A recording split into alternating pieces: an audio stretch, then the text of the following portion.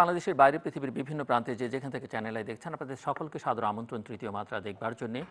প্রিয় দর্শক, কোভিড-19 বা করোনা ভাইরাস এক মহা আতঙ্কের নাম, এবং এই আতঙ্ক ছড়িয়ে পড়েছে গোটা বিশ্ব জুড়ে। গোটা পৃথিবীকে এক চরম অনিশ্চয়তার মধ্যে ফেলে দিয়েছে কোভিড-19। শুধু স্বাস্থ্য ঝুঁকি বা মৃত্যু ঝুঁকির মধ্যেই সে তার আগ্রাসী তৎপরতা সীমাবদ্ধ রাখেনি, অর্থনৈতিক, সামাজিক, রাজনৈতিক, কূটনৈতিক, মনস্তাত্ত্বিক নানা ঝুঁকির মধ্যে ফেলে দিয়েছে। কবে পৃথিবী আবার স্বাভাবিক অবস্থায় ফিরে আসবে, নাকি এটাই নতুন স্বাভাবিক অবস্থা বা নিউ নর্মাল, সেটি নিয়েও নানা রকমের আলোচনা চলছে। আজকে আমরা কথা বলবো কোভিড-19 নিয়ে, এবং কথা বলবার জন্য আমার সঙ্গে কানাডার টরন্টো থেকে যুক্ত হচ্ছেন জনস্বাস্থ্য বিশেষজ্ঞ Ershad Karim. Mister Ershad Karim, he is a former UNOPS country manager in Liberia, former UN area coordinator, UNICEF chief of area office, Afghanistan, Kenya, South Sudan, Pakistan, Liberia and Syria, an extensive career spanning 25 plus years with the United Nations, different agencies, mostly in UNICEF and UNOPS in Asia and Africa. Recognized emergency program coordinator with a track record of success directing programs focused on healthcare, water and sanitation, child protection, educational development and management of sustainable infrastructure projects. আমাদের সঙ্গে ভারতের মুম্বাই থেকে যুক্ত হচ্ছেন doctor নিরঞ্জন হিরানন্দানী। তিনি national president the state chamber of commerce and industry of India, and Mr. Niranjan is an Indian billionaire entrepreneur, co-founder and managing director of Hiranandani Group, engaged in real estate business. He is ranked by Forbes among the 100 richest Indians in 2017. He was one of the top 10 Indian real estate tycoons according to the Grohe Hurun report. Along with members of his family, Hiranandani controls the privately owned Hiranandani Group. Dr. Niranjan Hiranandani and Mr. Ershad Karim, welcome to the Tritiya Matra. Welcome to the program. Thank you. Mister Ershad Karim, আপনাদেরকে আলোচনা শুরু করতে চাই। আমরা একটু কানাডার সর্বশেষ পরিস্থিতি, টরন্টোর কি অবস্থা কোভিড-19-এর, একটু ছোট্ট করে যদি আপনি আমাদেরকে বলেন। কানাডার অবস্থা, ওভারঅল অবস্থা যদি বলি, এখন infection, the number of people infected 78,000 and death is 5,839. And now it is, you can say that at one time, the 3rd of May, the rate was like every day 2,700. Now it has gone down to 1,100, around 1,200. So সেই হিসাবে এখন একটা কিছুটা মনে হচ্ছে যে downward trend, and সেই কারণে Canadian government slowly তাদের লকডাউন রিল্যাক্স করতে শুরু করেছে। একটা জিনিস আমরা অনেক দেশে দেখছি যে যেখানে লকডাউনটাকে একটু শিথিল করে দেওয়া হচ্ছে, সেখানে আবার পরিস্থিতিটা খারাপ হচ্ছে।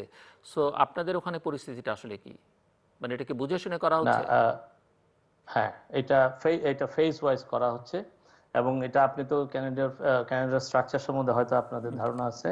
সেখানে ফেডারেল থেকে যে সমস্ত গাইডেন্স থাকে সেগুলি mostly technical and overall policy issue, আর বাকি প্রত্যেকটা প্রভিন্স তাদের নিজস্ব তাদের গাইডেন্স নিজেরা তৈরি করে, এবং সেই হিসাবে এই অন্টারিও গভর্নমেন্ট ফেজ ওয়াইজ চারটা ফেজ করেছে। চারটা ফেজে তারা রিল্যাক্স করবে, এবং এই প্রথম ফেজে, এবং এটা আজকে শুরু হবে, এই মঙ্গলবার দিন আজকে থেকে শুরু হলো, যে আপনি আপনার বাসায় যাদেরকে মেনটেনেন্সের জন্য, ইউটিলিটি সার্ভিসের জন্য দরকার, আপনি ডাকতে পারবেন। ক্লিনিং যারা ক্লিনার আসে বা ক্লিনিং সার্ভিস দরকার, তারা আসতে পারবে। তো এইভাবে শুরু করেছে লিমিটেড অপশন রিল্যাক্সেশন, সেই সাথে দোকান এবং রিটেল শপগুলোও আস্তে আস্তে খোলার, কিছু কিছু প্রায়োরিটি সেক্টরে খোলার পারমিশন দিয়েছে। ওকে, আমি আসবো আবার আপনার কাছে। Doctor Niranjan, among the South Asian countries, India is at the highest risk, and with more than 62,000 plus people affected so far, including 2,100 plus died. So what is the latest situation in India, especially in Mumbai? Well, the situation is not very good. The total cases in India have gone up to 1,01,000 cases, and we have had 3,163 deaths as of now. And Mumbai is unfortunately one of the worst expected, which we are residing into.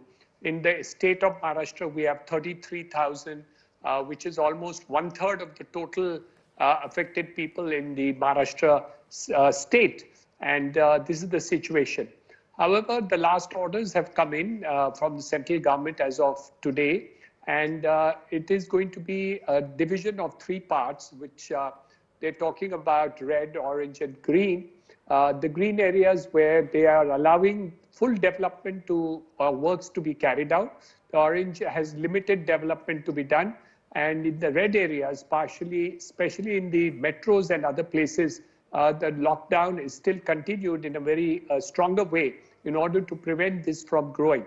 But a phase-wise opening up of the economy is projected. However, 2 of the major things which have not happened, which is correct, is the aviation sector and the railway sector. We are, of course, insisting that the railways should open up because a large number of population, the poorer population, want to go back to their hometowns from the place of work. And that is a severe crisis that we are facing, wherein migrant workers and people who have come to work in the cities want to go back to their home areas for spending some time over there till they get back into a secure mode in terms of the confidence to come back into the cities. But phase-wise opening out is taking place in terms of the entirety of the country. Basically, the high-risk areas in terms of metros are certainly more in difficulty as far as that is concerned. However, Delhi has opened out in a bigger extent than Mumbai. And this, again, is a matter of calibration, wherein experiments keep on taking place, wherein they open out, but if they find that there is again a congestion or a further opening up, they're closing down again. So it's a kind of test out, test whack, and I think this is likely to continue till you don't get a vaccine, because I think we are all experimenting to lower the curve, and not very successfully in some areas, very successfully in other areas. Some of our states have done extremely well, like Kerala and other places. They've been able to manage it very, very well. Goa has managed it extremely well. So I think it's going to be a phase-wise lift out in the country. Country is very large, so it's not going to be uniform through the entire Indian subcontinent, but I think it will be portioned and parts which are going to be opened up. Dr. Niranjan, the whole world is heading towards a deep economic crisis due to corona outbreak, and the total financial loss will be for India $234.4 billion, GDP to shrink by 2.3%. Any kind of international trade, including imports and exports, has declined by more than 70%, and 5.3 million people will be unemployed in India, according to different sources. Has the COVID-19 pandemic caused a great recession in the Indian economy, and will the outbreak of corona have a far-reaching negative impact on India's national and international trade? I think this is true not for India, but the entire world. I do believe that India, in fact, is comparatively more resilient because of the kind of enormity of the size of India. But what you say is correct in terms of that the GDP growth is definitely fallen. WTO, world organizations have measured that our GDP growth, which was close to 4.5 to 5, are going to fall down to 1.9. However, 1.9 is probably still better than most of the other countries in the world. But I do agree with you that the growth rate is definitely jeopardized. 2 things have further happened. Government of India has now measured out a $20 trillion rupee package, which they are planned to execute in the next couple of months, which we hope is going to be a kind of incentive to catalyst the economy, act as a stimulus to bring back the economy. Number 2, the government has also opened the roadmap to a large segment of the economy. Question of space research, defense equipment manufacturing, various things on the textile side. All these ideas of industrialization and opening up in the long run is sought to be done. Of course, industry expected more in terms of immediate demand infusion. This has not happened yet, but industry expects that this is likely to happen in the next couple of weeks or months that we are looking forward to. So yes, the economy is definitely suffering. There is no doubt about that. But I don't think any country in the world is going to have a better economy in this period of 2020. But I think that we have the resilience to come back the moment this thing is under control.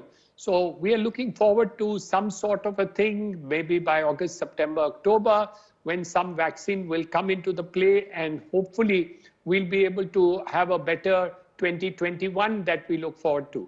You're 100% right.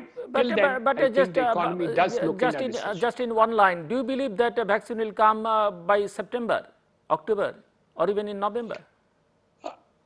Well, I can tell you that we have at least 3 major companies in India who are past experience of, and one of them is the largest manufacturer of vaccines in the entire world, which is based in Pune. They have started the second phase or third phase of trials, which are there, and they are very optimistic. These human trials have started, and this is being done and experimented. I also think that lots of other countries in the world are also doing human trials. So I do expect that it's my hope. I mean, expectation is a different word. I think the word hope would be more closer to home, that I think by September, October, we should get some vaccine coming out in the economy. Lots of countries. You have to recall that there are certain places where no vaccines have ever been found, like the flu. We still don't have a vaccine which is available to us in that sense of the term. So nothing is 100%, but I think the people whom we have talked to are extremely optimistic. The question is, how soon can these be, discovered? Number 2, how soon can we finish the trials? Because you can't put a drug universally into the market without human experimentation to take place. And a lot of human trials have started in India and overseas by the Indian companies also. Thank you. Sounds good. Mr. Irshad Karim, আপনি একটু আমাদেরকে বলবেন যে জনস্বাস্থ্য বিশেষজ্ঞ হিসেবে যে জনস্বাস্থ্যের বিষয়টা আমরা পৃথিবীর সকল দেশেই দেখলাম সরকারগুলো আসলে চরম ঔদাসীন্য প্রদর্শন করেছে, যার ফল হচ্ছে আজকের এই আউটব্রেক এবং এর এই যে আগ্রাসী তৎপরতা। কেন এমনটা হচ্ছে? এবং উন্নত বিশ্বের কথা আমরা বলি, কেউই আসলে সেই অর্থে খুব একটা নজরের মধ্যে নেননি।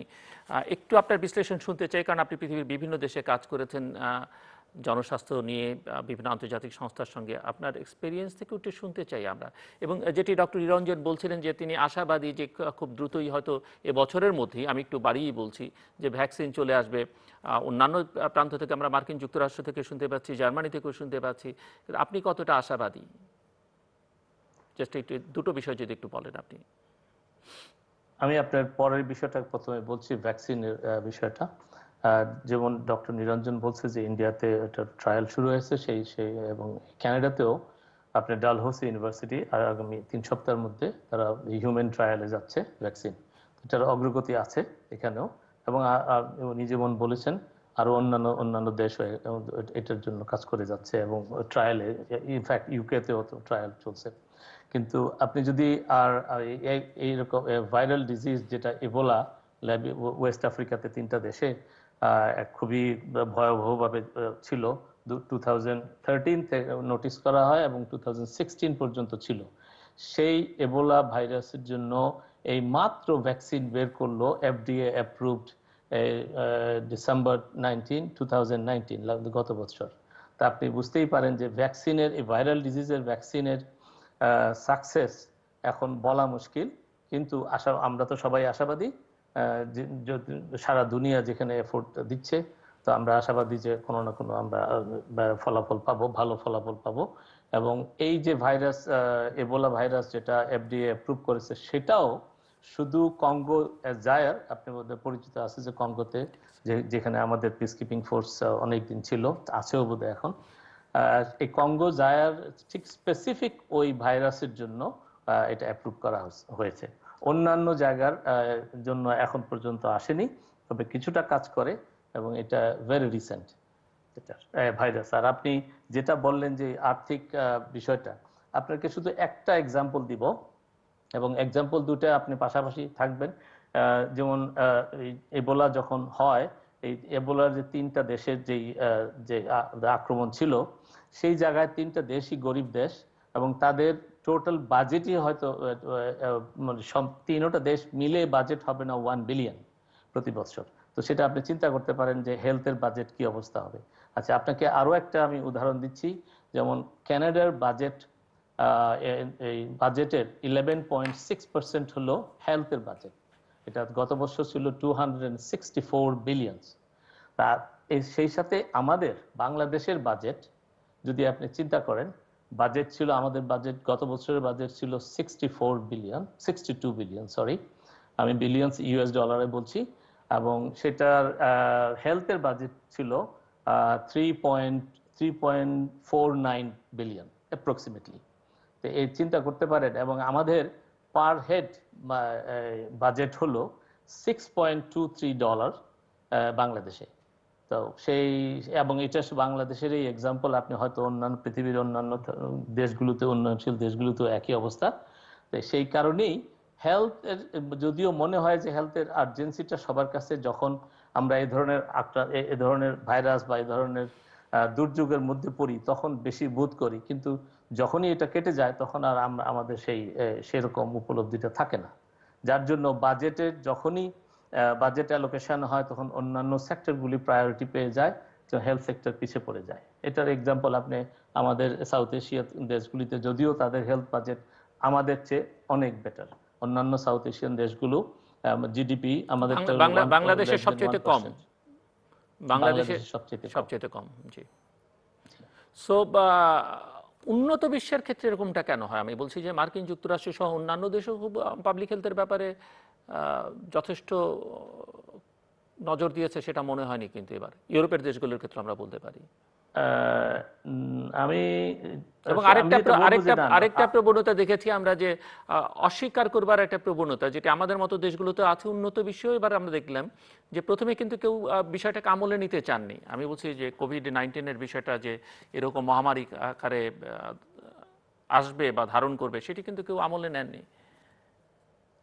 হ্যাঁ, এটা এটা এটা ঠিকই বলেছেন, এবং এই কারণেই এখন উন্নত বিশ্বে যেভাবে দ্রুত ছড়িয়ে গেল, এটা কিন্তু একটা বিস্ময়কর ব্যাপার।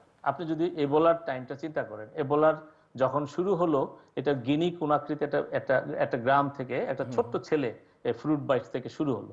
সেখান থেকে সেটা খুব তাড়াতাড়ি দ্রুত ওদের ক্যাপিটালে চলে গেল, এবং যেহেতু এই 3টা দেশ, তাদের কোনো বর্ডার বলতে তেমন কিছু নাই, এবং এরা এই 3 দেশের ভিতরেই তাদের চলাফেরাটা অনেকটা ফ্রি, যার জন্য খুব তাড়াতাড়ি বাকি লাইবেরিয়া এবং সিয়েরা লিওনে চলে আসলো, এবং এটাকে উইদিন 3 মাসের মধ্যেই এপিডেমিক, WHO এপিডেমিক ডিক্লেয়ার করতে হলো। কিন্তু এই জায়গায় এসে কেন আমরা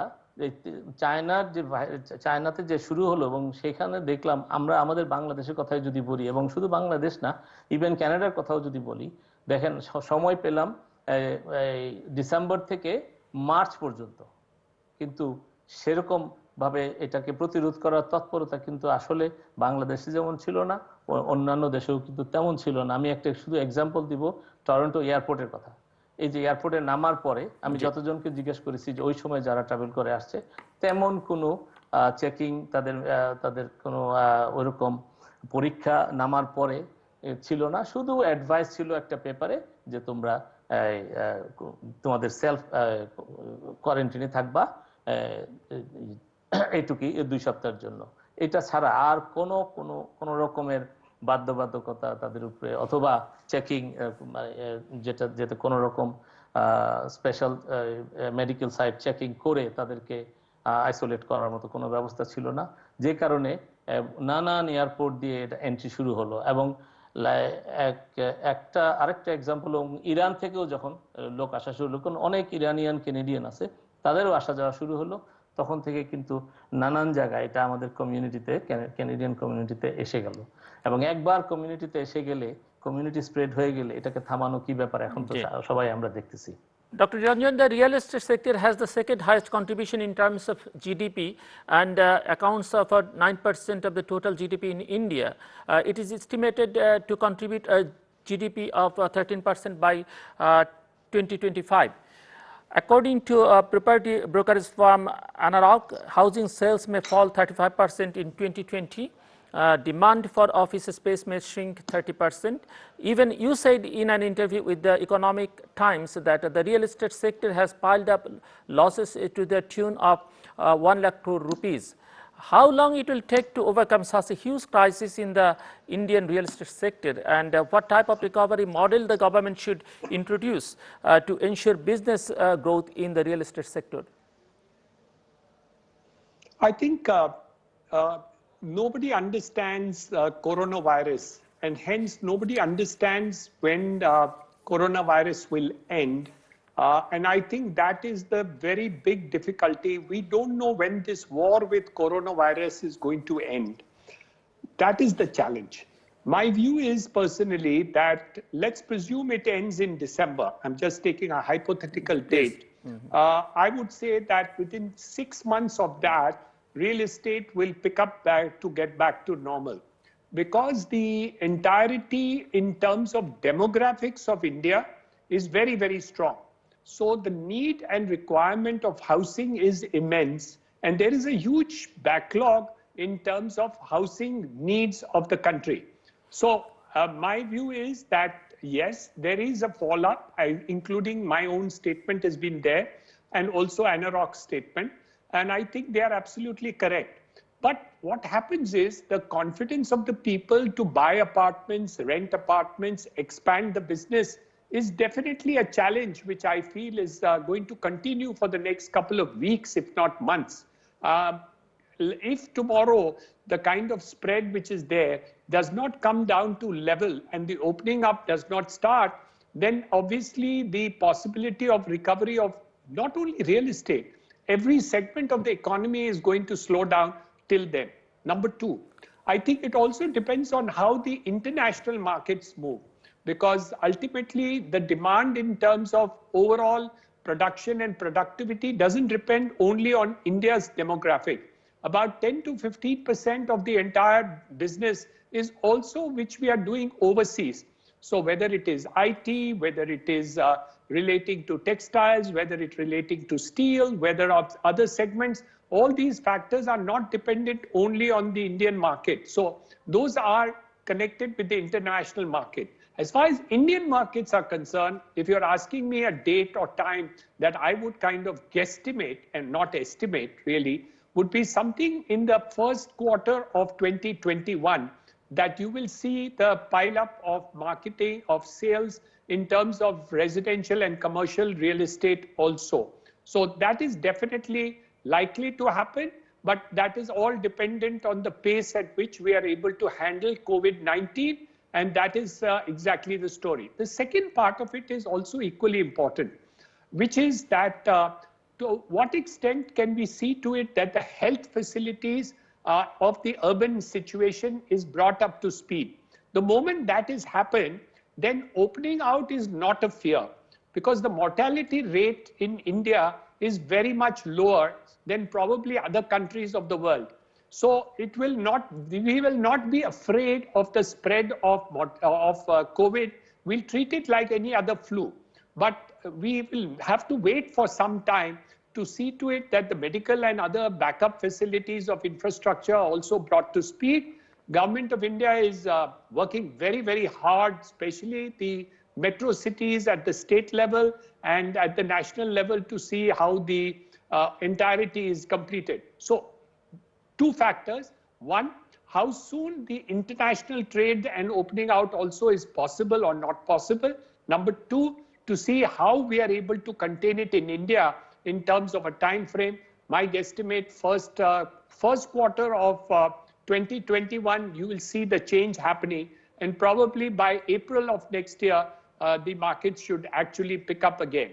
The demographics of India has got a lot of strength to come back into normalcy, but a lot depends also on our banking system, our Reserve Bank of India and other facilities as to how soon they are able to take up the monetary and fiscal policies and implement them as quickly as possible.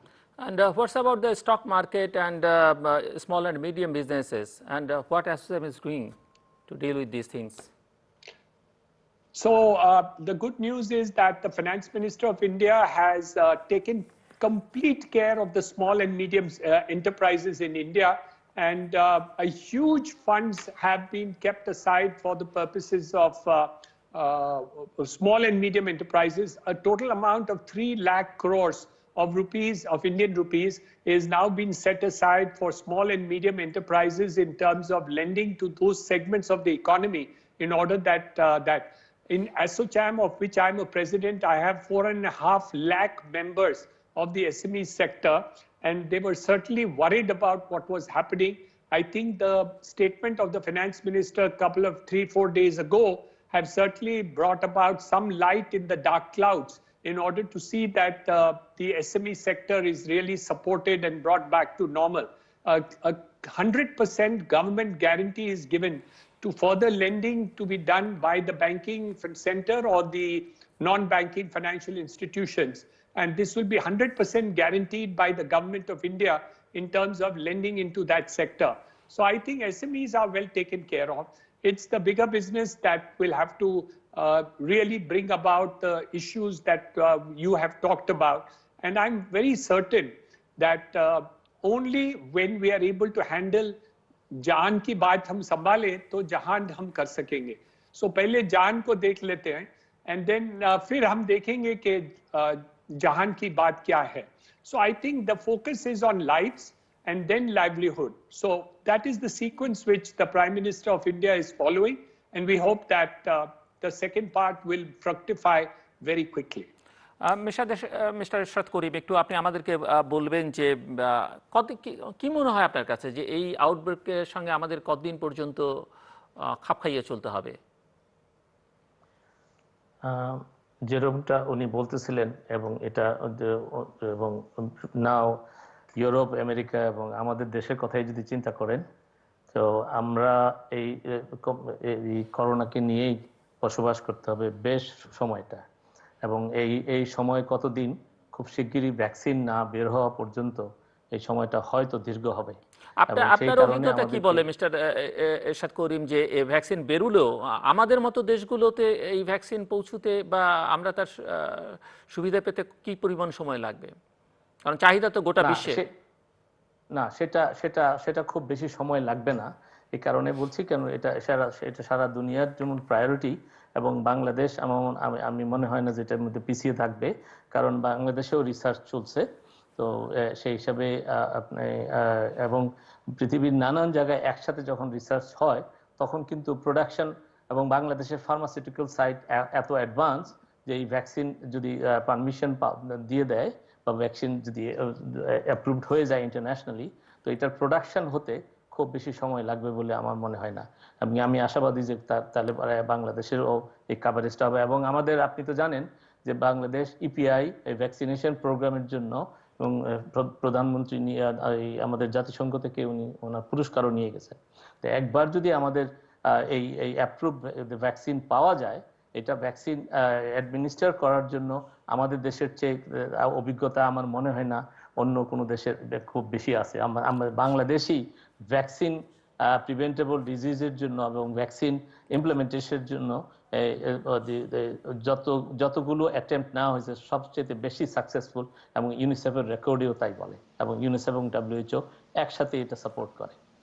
জি, আপনি আরেকটু আমাদেরকে বলবেন যে আমরা বাংলাদেশে যেভাবে পরিস্থিতিটাকে মোকাবেলা করবার চেষ্টা করছি নানাভাবে, সেটা চিকিৎসার দিক থেকে হোক, লকডাউনের মাধ্যমে হোক, বা সবকিছু খুলে দেবার ধীরে ধীরে প্রয়াসের মধ্যে হোক, আপনার এক্সপেরিয়েন্স থেকে আপনার কি মনে হয় যে এই ধরনের সংকট মোকাবেলার জন্য এই প্রক্রিয়াটি ঠিকঠাক আছে কিনা?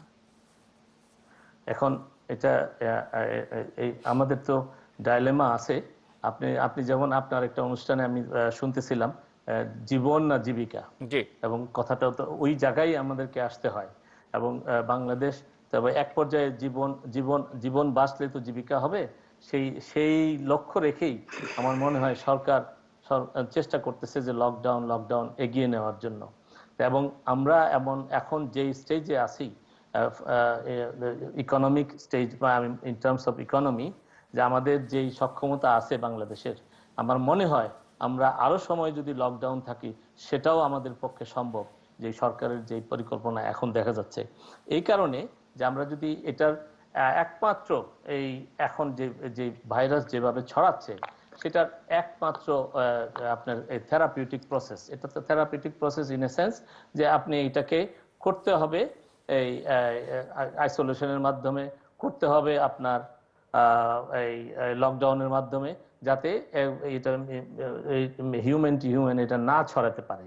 আর সবচেয়ে বড় জিনিস হলো যেটা ডাব্লিউএইচও থেকে বারবার বলতেছে, এবং এটা দুনিয়ার সবারই কথা, যে টেস্ট টেস্ট টেস্ট। এবং দেখেন টেস্টের যে রেট আমাদের, সেটাই বরং একটু মানে একটু মুশকিলে আমরা বাংলাদেশ অনেক পিছিয়ে আছি। যেমন ধরেন টেস্ট প্রতিদিন বোধহয় এখন, আমি আমার ইনফরমেশন যদি কারেক্ট হয়, যে 5,000 স্যাম্পল টেস্ট করার মতো অবস্থা আমাদের আছে এখন। না, এখন এবং সেটা 8-9 হাজার হচ্ছে, 8-9 হাজার হচ্ছে, হচ্ছে। এবং এবং দেখা যাচ্ছে এটা ঢাকা কেন্দ্রিক, আর কোথাও কিন্তু নাই। এটা বোধহয় চিটাগাংয়ে শুরু হয়েছে, রাজশাহীতে শুরু হয়েছে।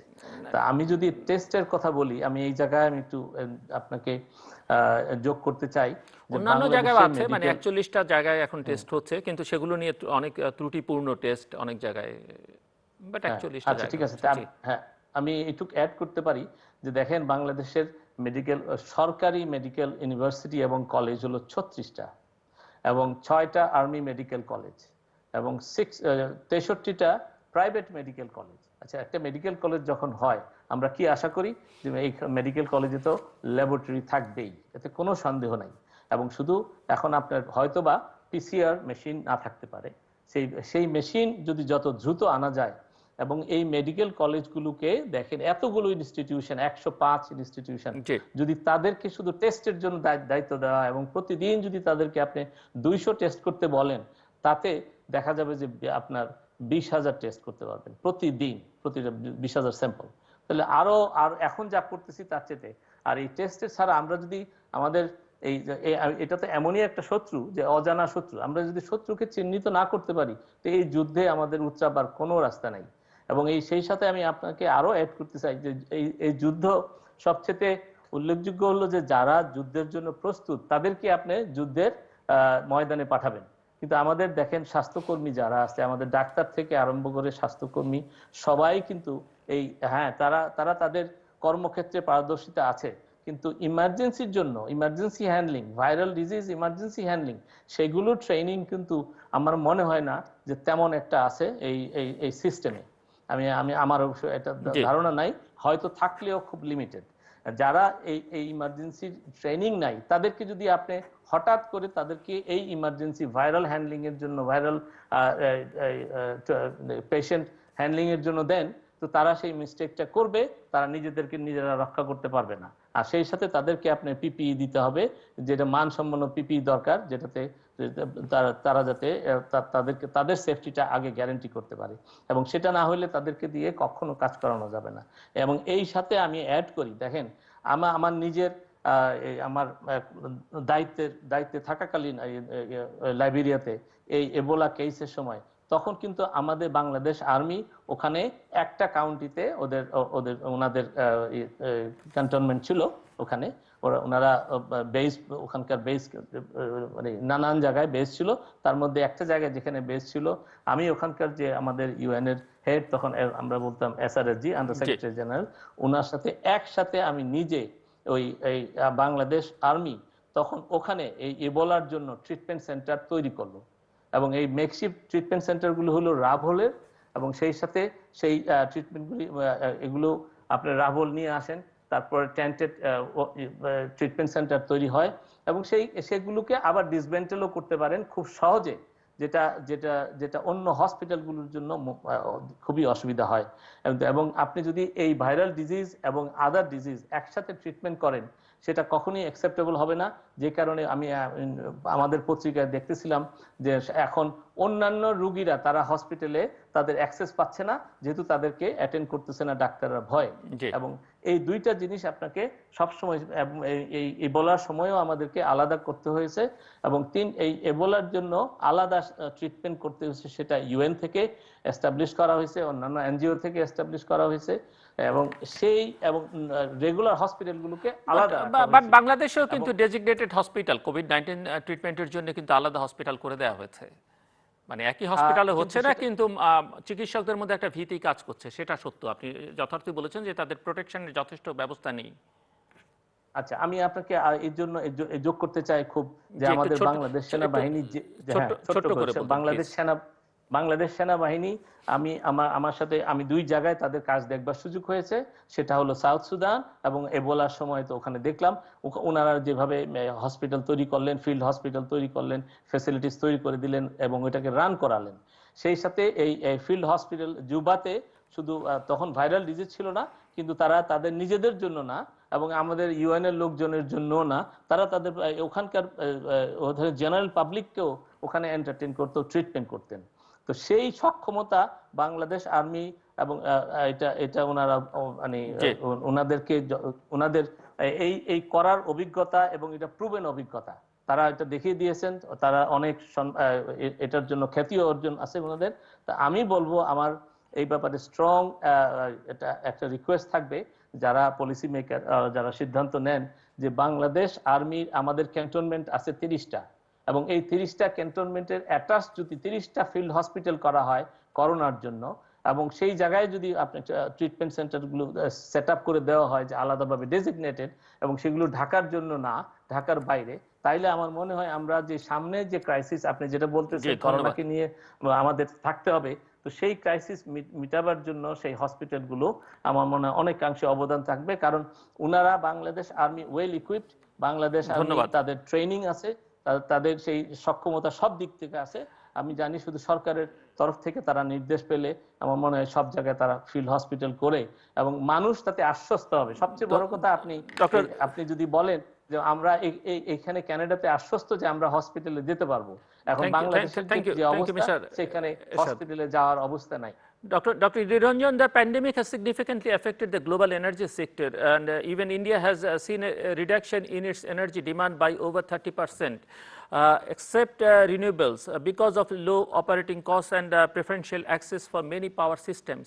So do you think that the global demand for renewables is likely to increase in upcoming days? Well, at the moment, no, because we have to understand very clearly that the cost of oil and natural gas has fallen tremendously all over the world. And with the reduction in demand, I don't think renewable energy will actually get a boost. In fact, we'll have to wait for the power requirements to come back in order to have renewables and others to really take up in a bigger way. So both in the case of our countries, both our countries, India and Bangladesh, the need for natural gas, the need for oil has become very high, but luckily the cost has come down. So I think that is a positive story as far as India and Bangladesh is concerned. The second part of the thing is that we think that only when the overall demand goes up, will the renewables and the other segment grow faster. So yes, in the long run, what you're saying is 100% correct, that the renewable energy sources will be increased over a period of time, and I think the world is moving toward that direction.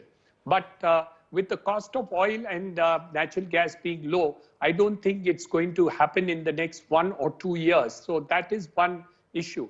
But what is actually interesting to see is that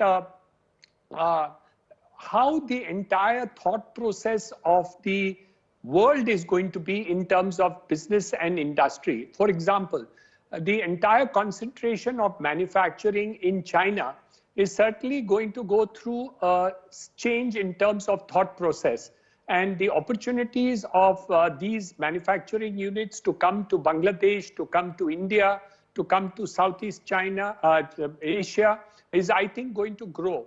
And it all depends on the kind of opportunity that we see in Bangladesh, in India, in order to pick up these opportunities to be taken into manufacturing. two things have happened in China. One is, of course, the lack of confidence which the world has in China in terms of an immediate problem which took place. And the second, the overall concentration in China has been grossly overdone. So right from pin to power, to steel to other things, have all manufacturing moved into China in an extremely large way with no dissipation taking place. I think this is definitely going to see a reverse turn. So that's one extremely important aspect of opportunity which I see in India and Bangladesh, which is there. The second important thing is the way trade is going to take place. And I think there is another opportunity that the rest of the world will also see bilateral relationships improve. So, for instance, India and Bangladesh, I think there is an opportunity of higher amount of trade to take place both ways in terms of materials, in terms of manufacturing and other goods. So can we have much higher bilateral trade between India and Bangladesh in the next few years? I think that is something which both our governments should really examine. Thank you. And the business people in both these countries should also take face of that. Indeed, it's a fascinating discussion. Thank you, Dr. Niranjan Hiranandani. Thank you, Mr. Irshad Karim. Thank you for being with us. দর্শক কথা হচ্ছিল COVID-19 বা corona ভাইরাসের প্রভাব প্রতিক্রিয়া নিয়ে।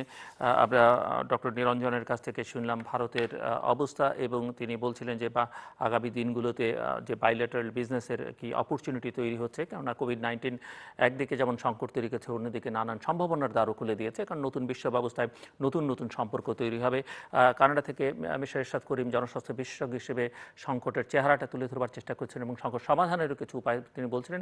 এবং তিনি যেহেতু বাংলাদেশ সেনাবাহিনীর সঙ্গেও একসময় কাজ করেছেন, অর্থাৎ লাইব্রেরিতে যখন কাজ করছেন তখন বাংলাদেশ সেনাবাহিনী সেখানটাতে ছিল, সেই অভিজ্ঞতার আলোকে তিনি মনে করেন যে বাংলাদেশি সংকট মোকাবেলার জন্য বাংলাদেশ সেনাবাহিনীকে এবং সবগুলো ক্যান্টনমেন্টকে ভালোভাবে কাজে লাগানো দরকার বলে তিনি মনে করেন। দর্শক, আমাদের সঙ্গে থাকবার জন্য অসংখ্য ধন্যবাদ। আপনাদের সবার জন্য শুভকামনা। নিরাপদে থাকুন এবং ঘরে থাকুন।